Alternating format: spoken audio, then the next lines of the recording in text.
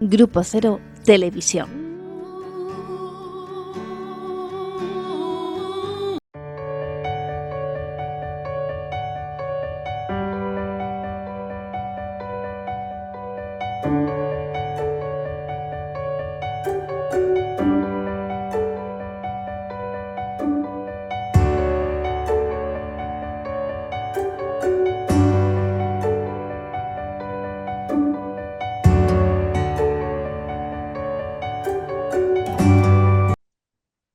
Muy buenas, Norma.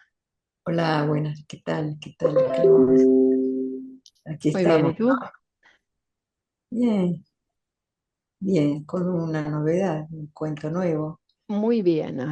Hemos pasado Ahora, las vacaciones y sigues escribiendo. sí, Muy bien. seguí escribiendo. Este cuento de hoy se llama Lo miraba dormir. Lo miraba dormir. Sí, Ajá. cuando tú me digas, empiezo. Adelante, adelante, ya estamos Adelante. listos. Bueno, Ujú. lo miraba dormir, la cabeza apoyada sobre los brazos plegados sobre la mesa.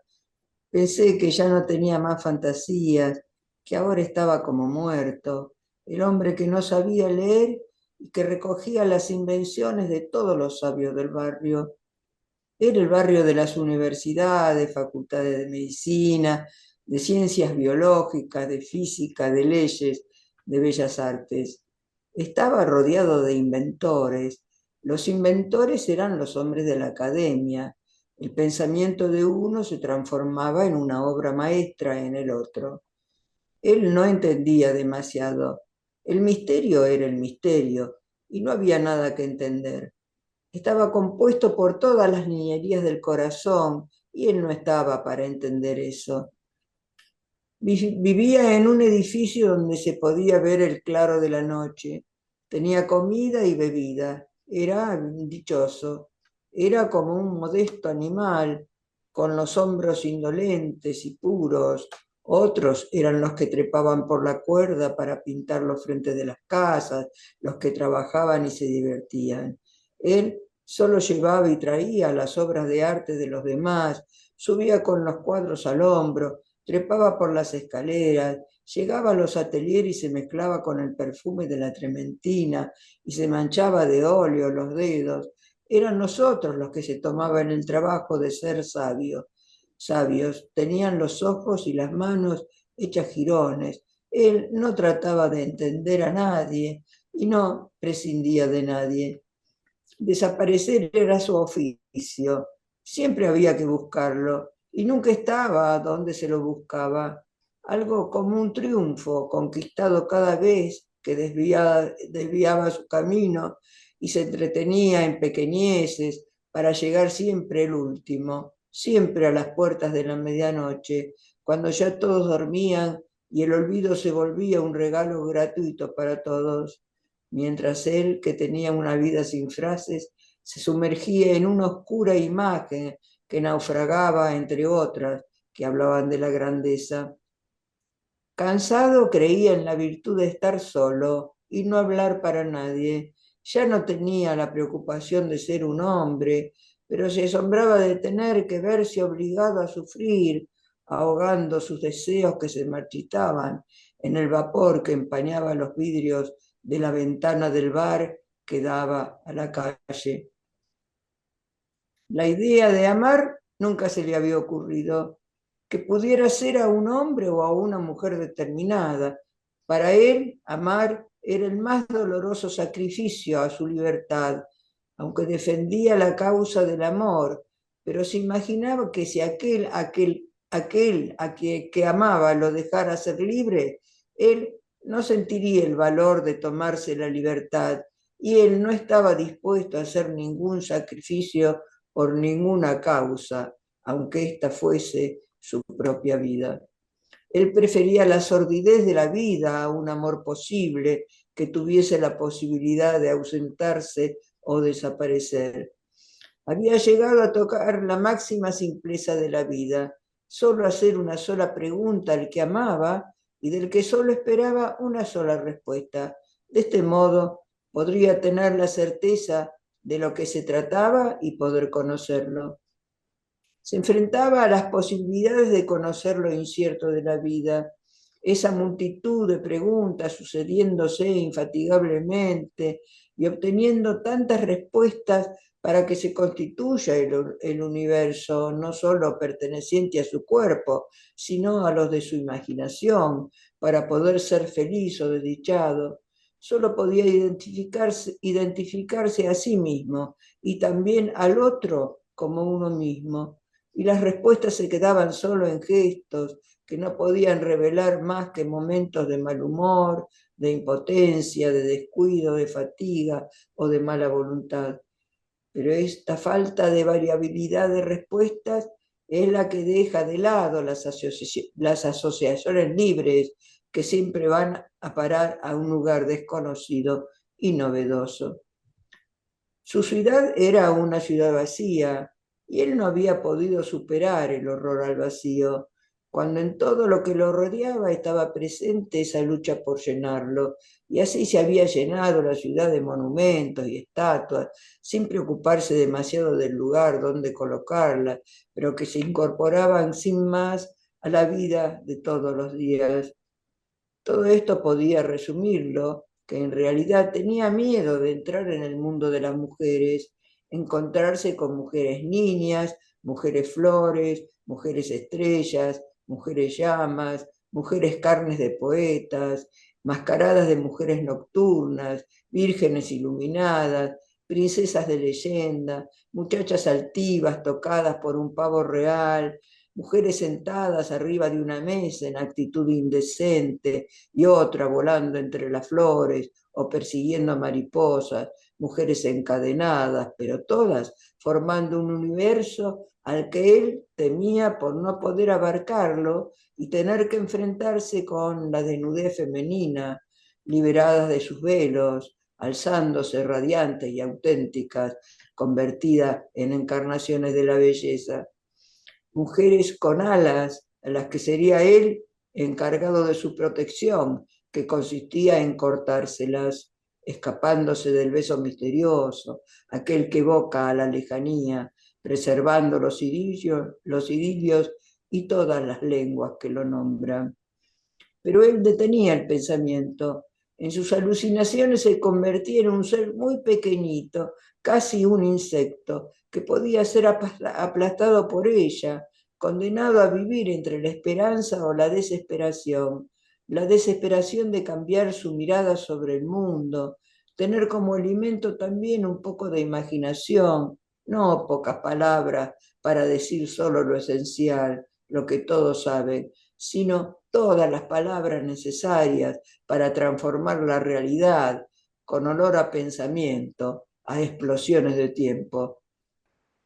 Escenarios, escenarios dentro de los dormitorios, escenarios en las calles, escenarios en el campo, los personajes siempre los mismos, una cobardía a veces lo distorsiona, son un hombre y una mujer, la risa o la dulzura en las calles cubriendo los acontecimientos cotidianos, pero también la risa y la dulzura en la sangre, cubriendo los lechos de la razón en el terror, la risa o el amor en la mentira, alzando la cabeza hacia la luz, ocupando todas las metamorfosis de las advertencias.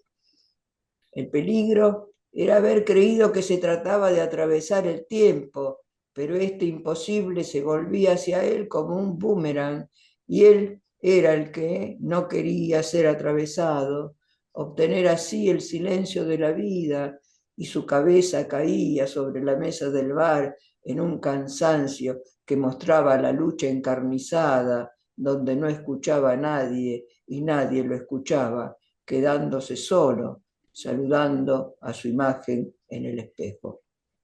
Y ahí se terminó. Muy bien, Norma.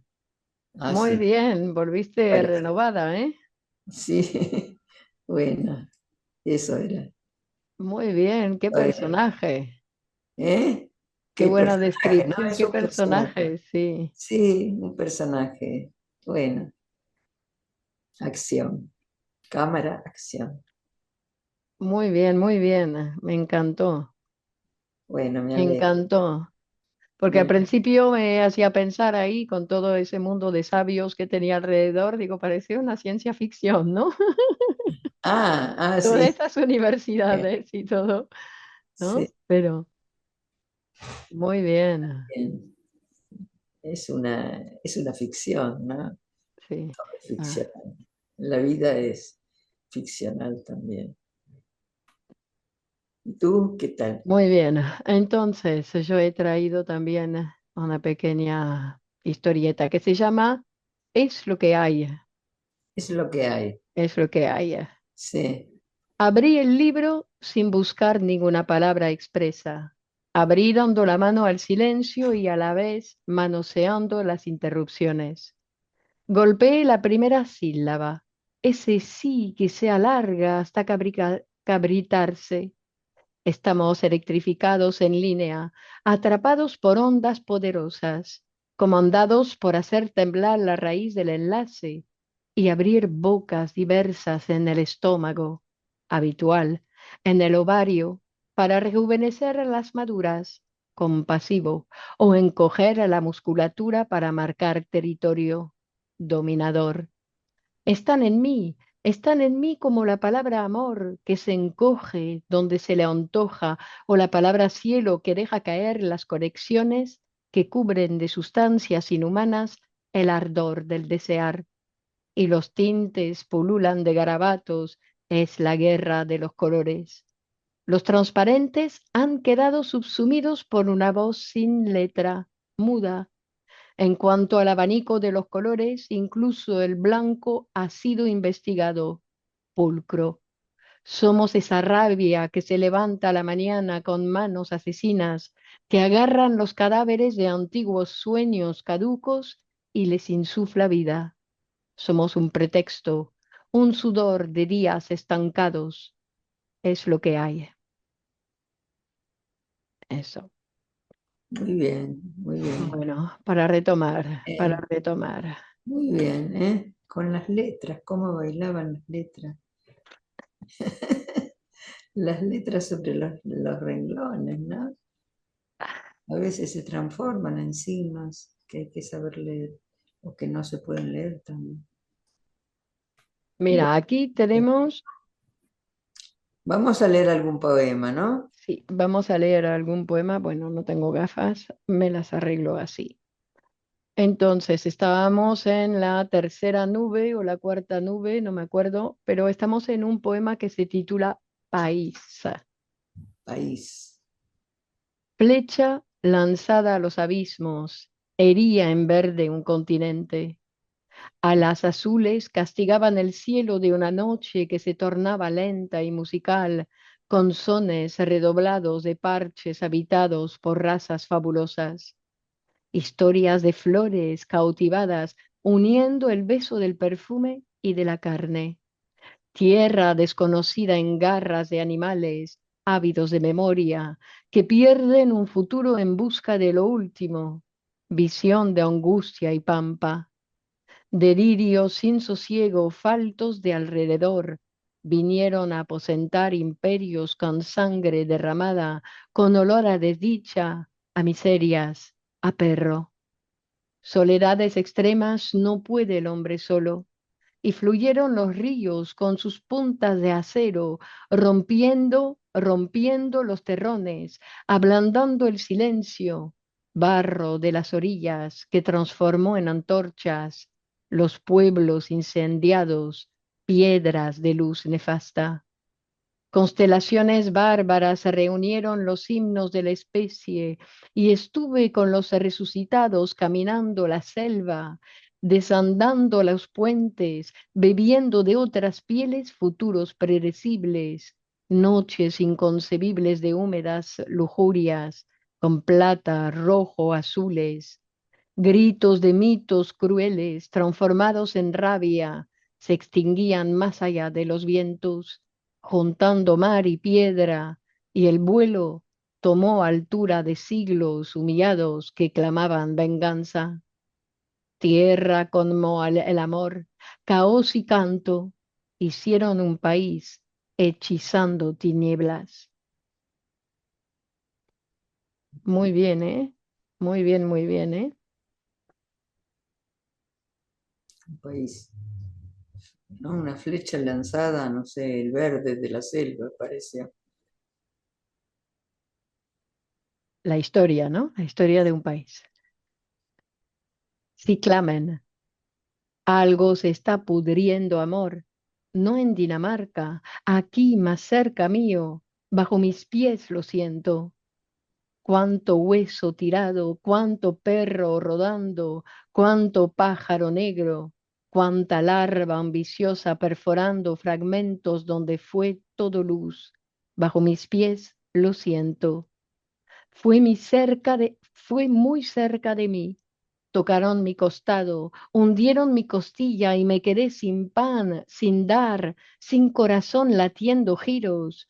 El rojo de mis labios se azuló, se hizo ciclamen, voló a los Alpes, se convirtió en un grito, se unió al clamor de mártires de guerra. ¿Viste cómo abochornan las manos asesinas? Solo pueden dormir en medio del espanto, soñando siempre el sueño de los sueños, volver todo pasado, sedimentar la tierra. La guerra.